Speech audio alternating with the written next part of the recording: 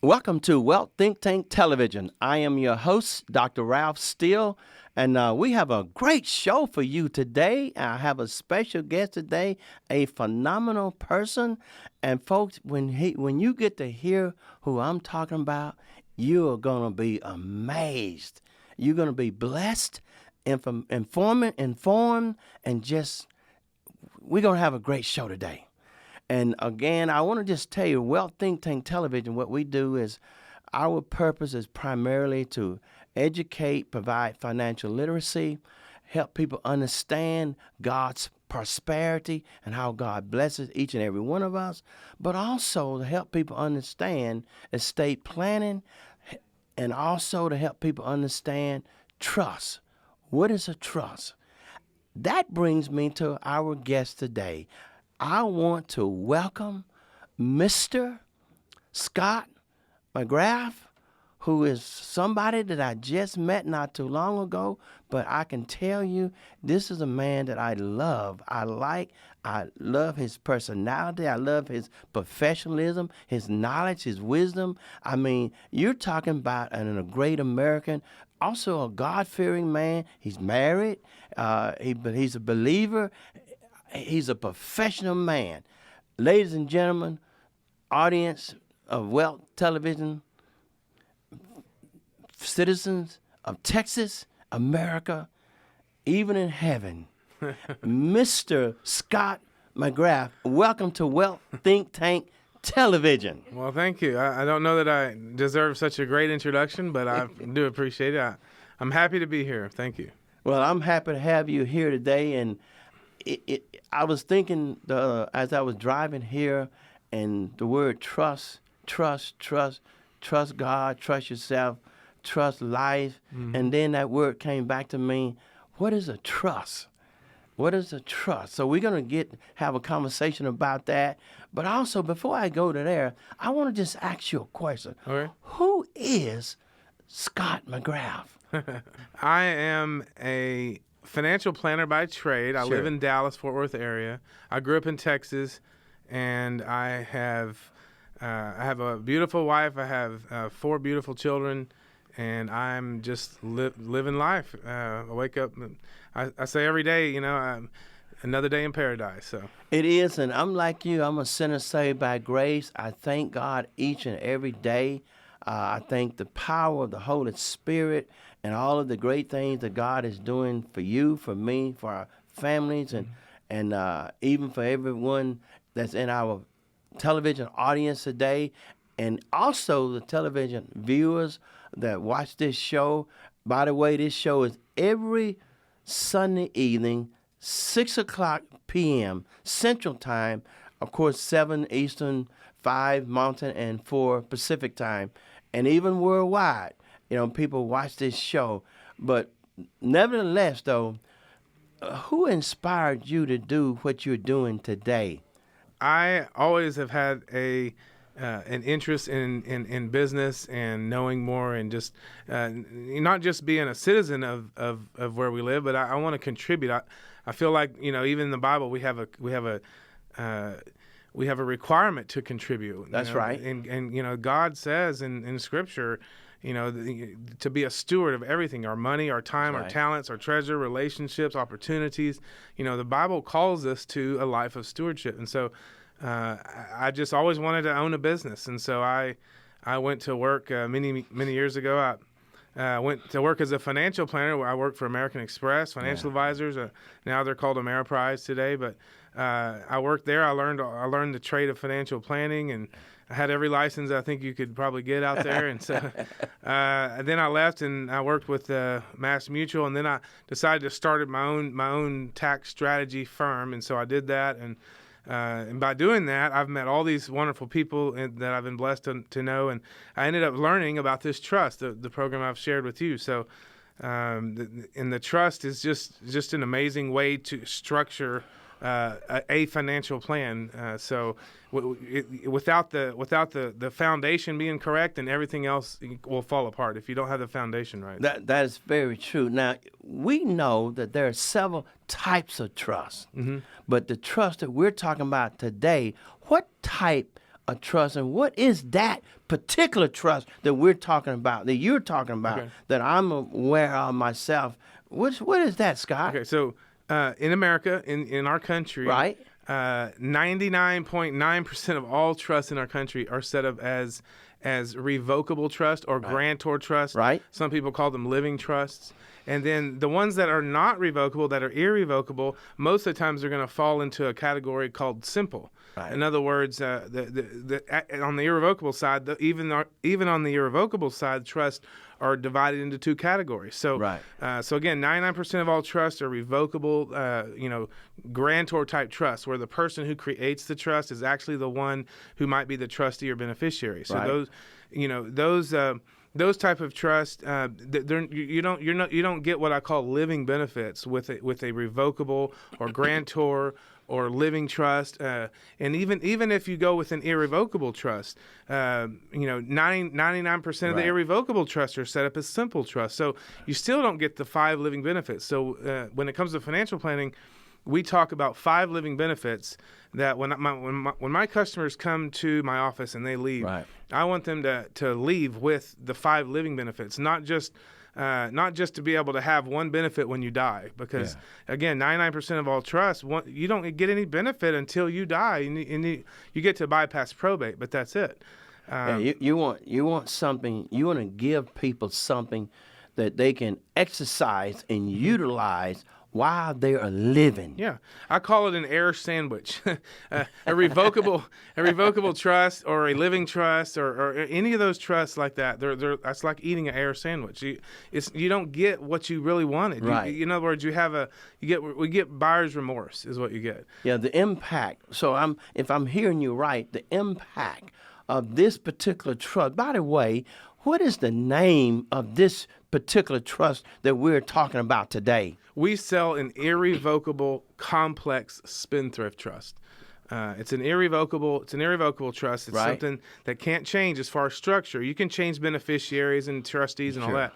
There are things you can change, no problem. But the structure is what I'm talking about. It's irrevocable. So it's an irrevocable. It's a complex trust. In other words, when you decide to make an irrevocable trust, you have to choose. Is it going to be a simple trust or a complex trust? When you bring in income to the trust, are you going to distribute income or are you going to hold the income back? So it's the exact type of trust is a complex spendthrift trust. And you just don't hear about it today. And the reason why is because not only are attorneys not necessarily trained on complex trust. Exactly. When you give someone this type of trust, you have to have the accounting to go with it. So you have to have accountants that understand how to do trust accounting. And so not just trust accounting for a revocable trust, because that's pretty simple. Everything goes to the personal tax return of the person. It's real simple. But when you talk about a complex spendthrift irrevocable trust, you really have to know trust accounting. You have to understand how complex trust accounting works, and it's very hard to find accountants that know how to do that. It's a system involved in it. It's not just somebody has something and then they have it and they just set it aside, but it is a very detailed system that must be done with all of the T's crossed, all the I's crossed, so that this person who owns this trust, which they really don't own the trust, if I'm correct, is not owned. The trust is what? Well, it's own nothing, control everything. So, exactly. So what do they say? J.D. Rockefeller, he's famous for saying own nothing, control everything. But another thing that J.D. Rockefeller is also famous for saying is one time he said, I know things that you know nothing of. And that was one of the quotes he was famous for saying. I know about things that you know nothing of. And so they didn't really teach this type of thing back then. It wasn't, and it's really not taught today either. That's why it's not. It really isn't. And see, I agree with you, because this is how I look at that particular trust in this context. I call that access and exposure.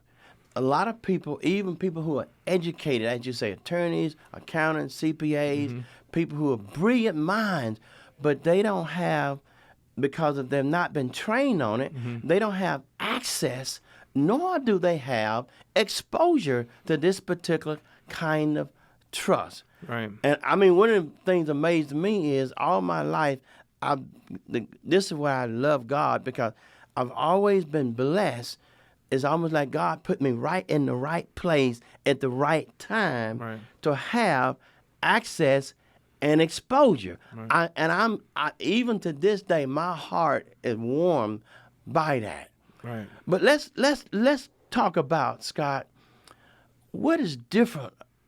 What type of living benefits do this trust give people?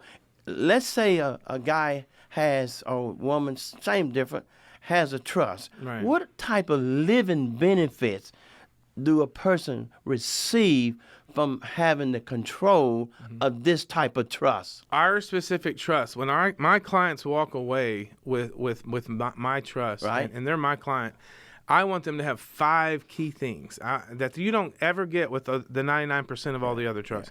I want them to have, number one, I want them to have asset protection. Right. Now, I don't mean that if they get sued that they're going to be okay. No, I want to trust, I want to structure that they're not even going to get sued. Wow. Okay. Now that's amazing. Now you're on to something right now. Keep talking, though. I like it. So that's where it starts, right? Yes. You got to start. I'm not showing you the whole staircase yet, but I'm showing you the first step, right? Right. So I don't even want them to get sued. First of all, so asset protection is number one. Number two is asset control, because not only do you want to protect your assets, you don't want the lawsuit, but you want to be able to actually control the asset, because if you have a trust today and you have assets in your trust, if you can lose all of those assets, do you really have control? Right. In fact, what I teach my customers is that control is really an illusion. You don't actually control something, because let's say you're 50 years old today, right? Not only does the Bible say, God has appointed a time, for you to die, right? So not only are you going to die, but when you die, and if you're 50 years old in 35 years, you are going. They say in about age 85, if you're a male, you're going to die, right? So, and what I talk about is asset control, because if you think you own something, you don't actually own it. You simply control it. And so ownership is actually an illusion. And so, because all you're going to do basically is control the asset for the next 35 years. You don't really own the asset, you control it, right? Because when you die, you're going to pass it on to someone. So if you're going to control it, why not have complete control instead of limited control? Because again, if someone can take the asset from you, one IRS letter or one lawsuit, one car wreck, you're one car wreck away from losing everything you own. Being broke. Yeah, you could have millions of dollars and then have one lawsuit and lose it all. So what I like, number one, is asset protection. I don't want my customers ever to be sued in the first place. Number two, asset control. In other words, I don't want control after I die. That's kind of like a death benefit. I'm not here for a death benefit. I'm here for a living benefit. So I want control of the asset before I die. So from today until the actual day I die, I want complete control of my assets. In other words, I get to control them. No one can come and take them from me. I want control at the grave, and then I want control from the grave. So if you don't have control before the grave, at the grave, and from the grave, you don't have control. Yeah. In other words, someone sold you, an air sandwich. So I want you to have complete asset protection, complete control of your assets. Right. I want you to have complete tax benefits. Right. And the tax benefits is usually the largest thing that people walk through the door to try to get help with. So tax benefits is the biggest thing probably that people call us about. So why do you call tax benefits the largest thing that's involved in this particular kind of trust? Mm-hmm. Well, the cool thing is that in Scripture, Jesus says, give to Caesar what's Caesar, right? That's right. And so if it doesn't belong to you, he says give it to them because it didn't belong to you. Right. But the tax code actually says that, number one, you only pay two things. You only pay tax on taxable income. Mm-hmm. You only pay taxes when taxes are due. But if the tax code specifically says it's not considered income, then you don't have to give to Caesar because it's not considered income. So the IRS taxes you on income, earned income, and they tax you upon different types of income. But the beautiful thing is we use the tax code to your advantage. We use the code to get you what you really want. So what's cool is if the tax code says it's not income, you're not taxed on it. right? Blessing in disguise. That's right. A blessing in law. A blessing in benefit. A blessing to people who understand that, who have access to that, and who have exposure to that.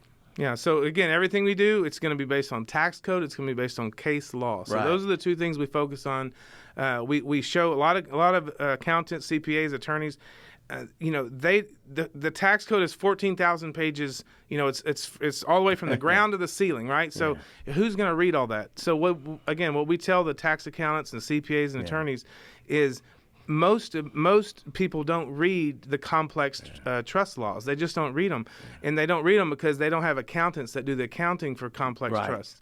So what we do is we expose them, like you said. We show them in the tax code exactly where these codes are and how they work, and if it's there, use it. And so we use it to our advantage. Wow. What are some other those living benefits that you're talking about? Okay, so we have asset protection, asset control. We have ultimate tax benefits. Another one is just peace of mind. And then the last one would be privacy. So ultimate privacy. You do not have a reason for the world to know what you're doing. Right. They don't have a reason to know what you're doing. They don't have the right to know what you're doing. You're not doing anything wrong by setting up this trust. There's even case law. People have gone to court and they have they have outcomes of court that say, when you read the court documents, that it's not illegal to set up these types of trusts just for the mere purpose of avoiding taxes. We don't evade taxes. It's illegal to evade taxes. We don't misrepresent. We don't evade. We avoid taxes. So but there is a difference, isn't it? Correct. From tax avoidance and tax evasion. Right. So there's a big difference between avoidance of taxes and evading of taxes. So it's completely legal. Multiple times there have been court cases that have made it clear that you can avoid taxes. That's what prudent people do. In fact, a Supreme Court judge even said that one time, that it's prudent and everyone does it. And there's a quote, Billings' learned hand. You can look it up, but he has a quote. He says, "Hey, there's nothing wrong with avoiding taxes." So yeah, and I'm with you. I couldn't evade taxes anyway. And I believe in, as the Bible says, render unto Caesar what's Caesar. I'm too scared to evade taxes. If it's illegal, I'm already gone. Well, if it's theirs, we give it to them. We don't take what's not ours. But the beautiful thing is the tax code says not considered income. So this type of income, as long as you manage it right as a trustee, it's the tax code specifically says it's not income. So that's one of the benefits too, is having this type of trust and becoming a trustee, a good steward over it. Right. Talk a little bit about that. Well, everything in life is stewardship. Remember, we don't own anything. We don't own anything. All we do is control it. We're a steward. Either we're a good steward of it, or we're a bad steward of it. Either you will leave it or it will leave you. Right. You're either a good steward or you're not. And either you walk away from your stewardship or it will walk away from you. So, wow.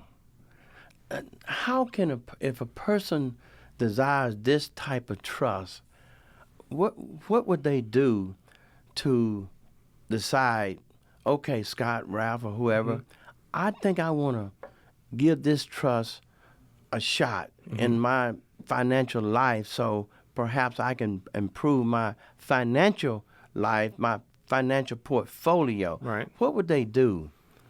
Who would they talk to? Well, so unfortunately, what most people do is they'll call the people they've already worked with for 20 years. Right. But then I share with them, I say, would you want to consult with the person who doesn't know anything about it, or would you want to consult with someone who knows a lot about it? So unfortunately, people will go to the people they've been talking to forever, and they'll try to get advice, and then the first thing they're going to do is shut it down. They don't want change, right? Your CPA, your attorney, whomever, they do not want change. They don't want you to leave them and go to someone else. So they're going to automatically say it's illegal, it's fraudulent, it's not a real product, a real program. And so our accountants have been doing this for well over 30 years with thousands of clients, and with not only thousands of clients, but literally tens of thousands of tax returns that have been filed and accepted by the IRS. Without audits, without any problems. Because they're legal, right? Right. We follow the code. If you follow the code, you do the right thing the right way, you get the right answers. Because I know, and you know, some people are like, oh, this is illegal. That's right. But is it illegal? Right.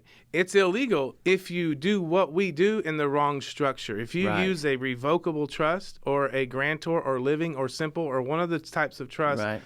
In other words, we don't distribute income in our trust. We hold it in the trust. And the trust is allowed to operate as a trust. It can pay all of your bills, not all of them, but the majority, 90+% of your bills can be paid for by the trust. Why? Because the trust owns your car, the house, the boat. If it owns it, the trust pays the bill, and that's the law. That's how it works. So we just teach you, it's a different way of thinking. So it's kind of like when you get saved, when you put all of your all of your life in the hands of God, you say, I'm going to trust you. It's the same thing. That's what a trust is. When what you're doing is you're selling your personal assets to the trust. In other words, you're not going to own those assets anymore, and the trust will own it. And but you can control the assets. So that's the beautiful thing. So you have complete control. And it's done with the notarized bill of sale. There's all these processes that make it right and legal and everything. Right. So. Now, I know that there's two particular tax points related to this particular trust: the reduction of taxes and the capital gain taxes. Mm-hmm. Could you speak a little bit about both of those? Yeah. So when we say ultimate tax benefits, we mean not only will you have tax benefits on earned income, on active income. Again, earned income, active income, you have to pay tax. There's no way around it. So unless you turn active income into passive income, and that's what we are able to do with the trust. Wow. So we turn active income into passive income. But the most beautiful thing is once you have your assets, let's say you sell houses, you flip houses, you sell assets, you sell hotels, you sell apartment complexes, whatever you sell. When you sell those, if the money goes back to your personal bank account, then you owe capital gains taxes. Right. But again, if the trust owns it and the trust sells it and the money goes back into the trust, the tax code says capital gains from the sale of or exchange of capital assets shall be excluded. It means when the tax code says shall be excluded, it means it's not a gain, right? Wow. Because you haven't distributed the gain to anyone. You're not paying out beneficiaries. The gains are staying within the trust. In other words, the snowball just keeps getting bigger. Your trust keeps growing, right? You may sell 5 rental houses this month. The money goes back in the trust. Now you have the money to buy 10 rental houses, Wow. So in other words, it just grows. Right. Becomes huge. Right. Beneficial. That's correct. It's a beneficial trust. So it's a benefit in the benefit. Right. It's a blessing in the discovery and the access. And you still never own anything because remember, Rockefeller said own nothing. So I have to tell my customers, I say nothing means nothing. Don't own anything. You don't want to own anything. Let the trust own everything. You trust the trust, right? Let the trust own everything. The trust pays the bills. The trust cuts your tax bill. It can help you, Right. And so we can turn active into passive. There's all types of ways we use the codes to your benefit. So now, I heard somebody say, this is stuff that's made up. Ralph, you slick. Scott, you slick. Both of y'all got silver tongues and dress up like silver. When did this actual complex trust start? Because I think people need to know this. When did it start? Did it start yesterday, 10 years ago? No. Yeah. 5 years ago? 20 years ago? So what we're doing, these types of trusts actually began in England, okay? It began back in the 1500s. Wow. So the trust that we set up today, it's the same type of trust that was set up literally in the 1500s. King Henry VIII actually started the first idea or concept of these types of trusts. And some of those trusts are still around today. There's like the Windsor Castle, from what we hear, is still in the same type of trust. So, and the Windsor Trust. So there's lots of trusts out there, lots of trusts today that still are around from the 1500s, the 1600s, So these types of trusts began with it. We didn't just start this up last week or last month. These have been around for a long time. So when they wrote the tax code, naturally they always protected the idea of a trust in the tax code since the time they wrote the tax code. Wow. And so the problem is people don't read those codes. They don't read the sections. And so they've been there the whole time. So. Wow, that's when I think of a trust, I think of wisdom, because if I trust God, I gain wisdom. Now, if I invest properly, i.e., trust, then now, as you're saying, I'm gonna get financial benefits from it and increase wealth. In other words, God is another way of looking at how God really blesses human beings, His children. And that's just the way I think of it. But tell, what are some of your other great thoughts about that our television audience need to know, just in general or specific, about this trust? Okay. Well, what I'll tell you is this: a lot of people will think about their assets, their homes, their cars, everything they've worked their whole life to build, right? And they think about it and say, Scott, you're going to create a trust. I'm going to take all of these assets that I've spent my whole life building, and I'm going to put them into this trust. And one day I own them, and the next day I don't own them. It's a hard thing to think about. And I open up the Bible. Once I did this, I showed them the scripture. I said, the Bible says, the earth is the Lord's and the fullness thereof, the world and all that dwell in it, right? So it's not something you own in the first place. So giving up something you don't own, you're going to be able to receive something that is far worth more than what you have today. So if you give it up and you sell it to the trust, at that point, the trust becomes a powerful tool. It becomes the powerful weapon. Wow. And so you're going to have the asset protection. I don't just mean you're going to win a lawsuit. I'm saying they're not going to be able to sue you. Right. You can't beat that, can you? Right, because assets in these trusts, they don't hold equitable title. You can't sue or take something from someone if they don't own it, right? So the fact that the trust has the asset, has title, just doesn't own the equitable title to the asset. So there's all types of secrets built into this trust and all types of benefits. Once you just start discovering how it works, you're going to want to be a part of it. So. Television audience, I want to thank Mr. Scott McGrath for being on our show. Now, you have to know, Scott, and I am too, with Nexxuss International, but would you like to leave your information, Scott? Sure. Or the website that they could go to? They can go to nexxussinternational.com. We have a few new websites coming up. We have a website, nocapitalgains.com. Right. You can watch a little short video about how capital gains works a little bit with the wealthy, but nocapitalgains.com or Nexxuss International. Nexxuss, N-E-X-X, 2 X's and 2 S's, so Nexxuss International. Wow. Again, I'd like to thank Mr. Scott McGrath for being on our show, Well, Think Tank Television from Nexxuss International. And folks, I'm telling you, call Mr. Scott McGrath, call myself. You won't regret it. You will be blessed. And your wealth will increase, and God will bless you forever. God bless each and every one of you, and have a great evening.